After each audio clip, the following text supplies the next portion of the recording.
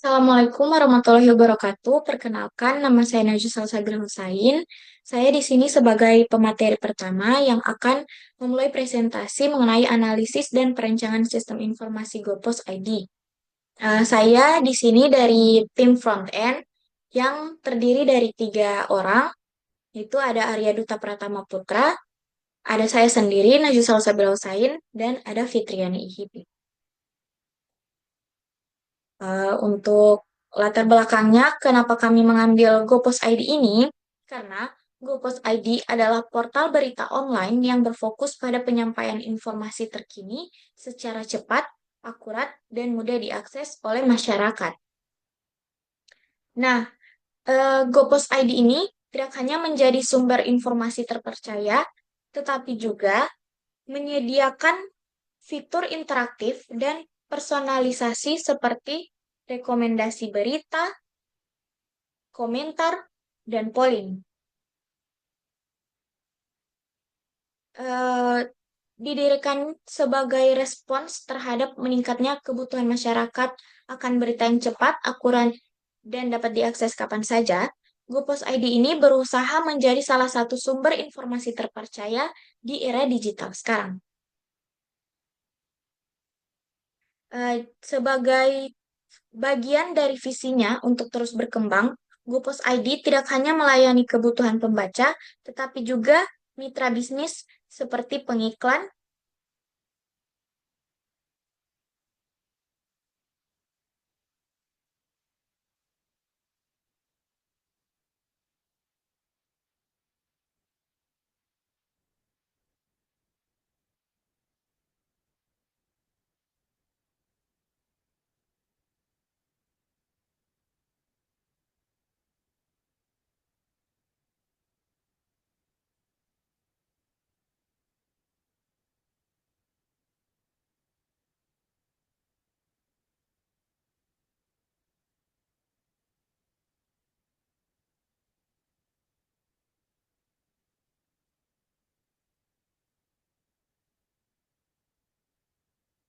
Oke. Assalamualaikum warahmatullahi wabarakatuh. Perkenalkan, nama saya Najwa Salsabila Husain. Di sini saya sebagai pemateri pertama yang akan mempresentasikan hasil tugas akhir kami, yaitu analisis dan perancangan sistem informasi GoPos ID. Di tim kami ada terdiri dari 3 orang, yaitu Arya Duta Pratama Putra, saya sendiri Najwa Salsabila Husain, dan Fitriani Ihipi. Nah, latar belakang mengapa kami mengambil GoPos ID ini, karena GoPos ID ini adalah portal berita online yang berfokus pada penyampaian informasi terkini secara cepat, akurat, dan mudah diakses oleh masyarakat melalui berbagai perangkat. GoPos ID ini juga tidak hanya menjadi sumber informasi terpercaya, tetapi juga menyediakan fitur interaktif dan personalisasi seperti rekomendasi berita, komentar, dan polling. Nah, tujuan proyek ini bertujuan untuk merancang ulang sistem informasi GoPos ID agar lebih efisien, user-friendly, dan mendukung perkembangan bisnis perusahaan. Berdasarkan analisis kebutuhan, sistem yang ada membutuhkan peningkatan fitur untuk mendukung berbagai pemangku kepentingan seperti manajemen, wartawan, editor, pembaca, dan pengiklan. Nah, fitur-fitur yang dirancang ini meliputi dashboard analitik, pengelolaan berita, dan arsip otomatis, aplikasi mobile friendly, personalisasi dan interaksi pembaca, dan data audiens untuk pengiklan guna mengoptimalkan strategi pemasaran. Nah, untuk analisis sistemnya, untuk GoPos ID, sebuah platform berita online melibatkan pemahaman mendalam tentang tujuan organisasi, kebutuhan pengguna, serta teknologi yang mendukung. Nah, identifikasi kebutuhannya itu, GoPos ID membutuhkan dukungan teknologi dan operasional untuk menyampaikan informasi secara cepat dan akurat. Manajemen memerlukan analitik pembaca untuk evaluasi performa, tim editor membutuhkan sistem pengelolaan berita yang efisien, dan wartawan membutuhkan platform media mobile friendly untuk pelaporan real time. Nah, untuk masalah identifikasi masalahnya, ada tiga: masalah teknologi, masalah operasional, dan masalah interaksi pembaca. Untuk masalah teknologi, contohnya itu kecepatan akses lambat, konten tidak teroptimasi, kurangnya penggunaan teknologi, ketidaksesuaian desain dengan perangkat mobile, yaitu tampilan tidak responsif sehingga menyulitkan pembaca di perangkat kecil. Nah, untuk masalah operasionalnya, misalnya keterlambatan publikasi berita, seperti proses pengelolaan berita yang lambat karena kurangnya otomatisasi, kesalahan dalam pengelolaan konten seperti kesulitan dalam revisi atau pengarsipan berita lama. Nah, ketiga, kurangnya kolaborasi antar tim berupa tidak ada fitur terintegrasi untuk komunikasi antara wartawan, editor, dan manajemen. Nah, yang ketiga, masalah interaksi pembaca. Misalnya kurangnya keterlibatan pengguna, fitur komentar yang minim atau tidak menarik, tidak ada mekanisme untuk polling atau feedback secara langsung dari pembaca, kurangnya personalisasi, dan tidak ada fitur rekomendasi berita berdasarkan preferensi pembaca. Nah, untuk peluang perbaikannya itu ada tiga: berfokus pada kebutuhan khusus platform berita. Ada tiga, yaitu kebutuhan wartawan, kebutuhan untuk editor, dan kebutuhan untuk pembaca.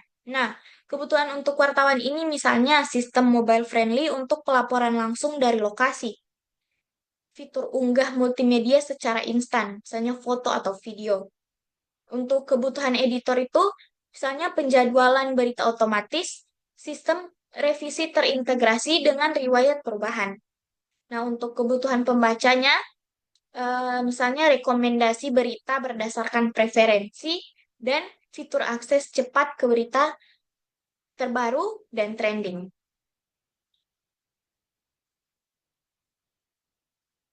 Oke, mungkin hanya itu presentasi yang bisa saya sampaikan, materi yang bisa saya sampaikan. Untuk selanjutnya, materi selanjutnya akan disampaikan oleh rekan saya. Assalamualaikum warahmatullahi wabarakatuh. Sebelumnya perkenalkan saya Fitriani Hipim dengan NIM 53142240. Saya selaku pemateri kedua yang akan melanjutkan presentasi dari pemateri sebelumnya. Di sini ada perancangan sistem informasi baru Gopos ID. Rancangan sistem informasi baru berdasarkan hasil analisis menggunakan notasi yang sesuai untuk merancang struktur dan interaksi sistem. Di sini kita memakai diagram konteks.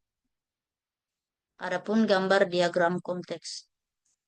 Beberapa elemen yang dipakai dalam diagram konteks yaitu pembaca, wartawan, editor, manajemen, dan pengiklan. Pembaca, ia berinteraksi dengan sistem untuk mengakses berita. Kemudian wartawan, ia menggunakan sistem untuk mengunggah berita dan multimedia. Adapun editor yang memanfaatkan sistem untuk mengelola berita yang siap dipublikasikan setelah revisi dan validasi. Kemudian pengiklan, ia mendapatkan data audiens, data pembaca dari sistem dan menempatkan iklan di tempat yang strategis. Adapun data flow diagram level 0. Ada dua elemen yaitu pembaca dan pengiklan. Pembaca adalah pengguna utama sistem yang mengakses berita yang disediakan oleh portal. Mereka dapat membaca berita trending, berita terbaru, atau berita yang dipersonalisasi berdasarkan minat. Kemudian, interaksi dengan sistem, mengirim data permintaan untuk mengakses berita, memberikan komentar polling atau feedback pada berita tertentu. kemudian menerima rekomendasi berita yang sesuai dengan preferensi mereka. Adapun pengiklan. Fungsinya, pengiklan ini menggunakan sistem untuk menempatkan iklan yang ditargetkan kepada audiens tertentu berdasarkan data analitik pembaca. Interaksi dengan sistem, ia menggunakan data audiens untuk menentukan target pemasaran, kemudian menempatkan iklan di lokasi yang strategis di portal berita. Kemudian mengukur efektivitas kampanye iklan melalui data yang disediakan oleh sistem. Adapun data flow diagram level 1.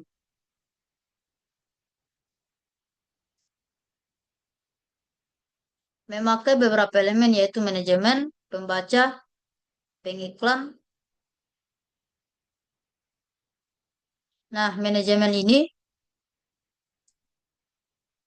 fungsi utamanya adalah memanfaatkan sistem untuk mendapatkan laporan, analitik, dan mengelola performa konten berita.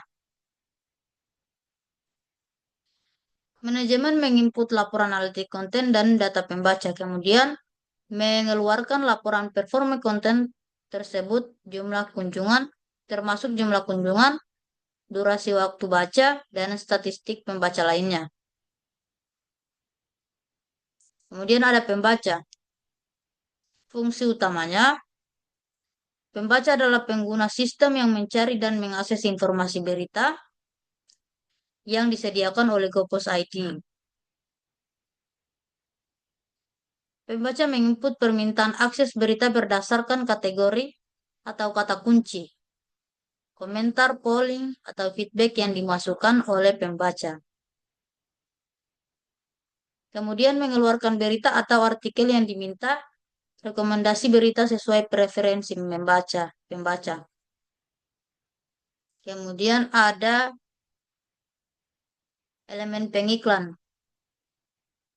Fungsi utama elemen pengiklan ini berinteraksi dengan sistem untuk menempatkan iklan strategis dan memanfaatkan data audiens untuk target pemasaran. Pengiklan menginput permintaan data audiens untuk analisis target iklan, spesifikasi iklan, seperti lokasi, durasi, dan target audiensnya. Kemudian mengeluarkan data audiens dan laporan efektivitas kampanye iklan, informasi penempatan iklan di portal berita.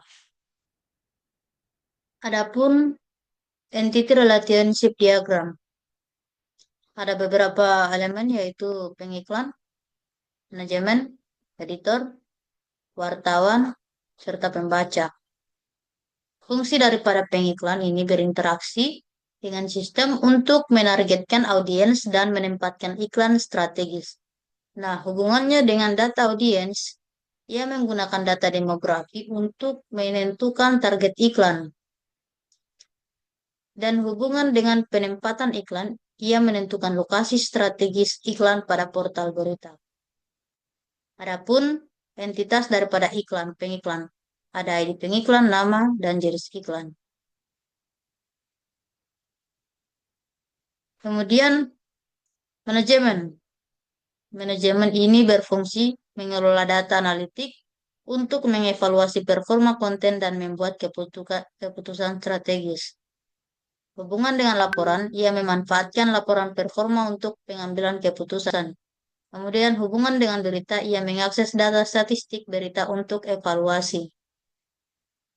Adapun editor, mengelola dan memverifikasi konten berita sebelum diterbitkan ke portal. Hubungan dengan berita, ini memastikan kualitas berita sebelum diterbitkan. Kemudian, hubungan dengan wartawan, berinteraksi untuk meminta revisi konten berita. Adapun entitas editor, yaitu ID editor, nama, tugas, dan email. Nah, selanjutnya ada wartawan. Wartawan ini berfungsi sebagai konten berita dan multimedia yang akan dipublikasikan. Nah, hubungan dengan berita, ia mengunggah berita dan multimedia ke sistem. hubungan dengan editor, berinteraksi untuk menyelesaikan revisi yang diminta. Kemudian terakhir ada pembaca. Fungsi pembaca sebagai pengguna utama sistem yang berinteraksi untuk membaca berita, memberikan feedback, dan mendapatkan rekomendasi berita. Hubungannya dengan berita, ia mengakses berita yang tersedia di portal dan hubungannya dengan komentar, ia memberikan komentar atau feedback pada berita tertentu. Ada pula gambaran relasi utama pada ERD atau Entity Relationship Diagram. Pembaca ke berita adalah pembaca yang membaca dan memberikan interaksi terhadap berita. Editor ke wartawan, editor mengelola berita yang diunggah wartawan.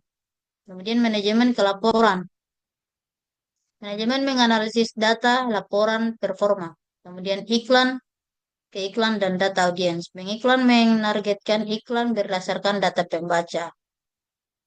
Nah, kemudian ada use case diagram. Ada beberapa elemen yaitu pembaca, manajemen, pengiklan, editor, serta wartawan. Pembaca ini adalah pengguna sistem yang berinteraksi dengan portal berita untuk mengakses informasi dan memberikan feedback. Kemudian ada manajemen. Manajemen ini memanfaatkan sistem untuk laporan audiens, menganalisis data demografi, membaca untuk mengukur efektivitas konten dan iklan. Kemudian ada pengiklan, yaitu menggunakan sistem untuk menargetkan audiens dan menempatkan iklan di portal berita. Adapun editor yang bertanggung jawab untuk kualitas konten berita dan memastikan berita memenuhi standar sebelum diterbitkan. Kemudian wartawan menghasilkan konten berita dan multimedia yang akan diterbitkan di portal. Baik, itu saja mungkin presentasi dari saya. Selanjutnya saya serahkan kepada rekan presentasi berikutnya, yaitu Arya Duta Pratama Putra. Kesimpulan, temuan utama, proyek analisis dan perancangan sistem informasi untuk Kopos ID mengidentifikasi beberapa temuan utama yang menjadi landasan untuk pengembangan platform berita online ini. Pertama, Kopos ID bertujuan untuk menjadi portal berita terpercaya dengan fokus pada penyampaian informasi yang cepat, akurat, dan menarik bagi pembaca. Dalam proses analisis, berbagai pemangku kepentingan seperti manajemen, tim editor, wartawan, pembaca, dan pengiklan ini diidentifikasi masing-masing dengan kebutuhan spesifik yang harus dipenuhi oleh sistem informasi. Kebutuhan ini mencakup dashboard analitik untuk manajemen, sistem pengelola berita untuk editor, aplikasi mobile friendly bagi wartawan, serta fitur personalisasi untuk pembaca. Potensi implementasi di masa depan. Kopos ID memiliki potensi implementasi yang signifikan di masa depan untuk meningkatkan efisiensi dan daya saingnya sebagai portal berita online. Dengan merancang sistem informasi yang lebih baik, Gepos ID dapat memperkenalkan fitur-fitur baru yang mendukung interaksi dan personalisasi, seperti rekomendasi berita berdasarkan preferensi pembaca, serta fitur komentar dan polling untuk meningkatkan keterlibatan pengguna. Aplikasi mobile friendly akan memungkinkan wartawan untuk melaporkan berita secara real-time dari lokasi kejadian, memastikan kecepatan dan keakuratan informasi. Selain itu, dashboard analitik yang komprehensif akan membantu manajemen dalam memahami performa konten dan mengoptimalkan strategi pemasaran berdasarkan data demografis audiens.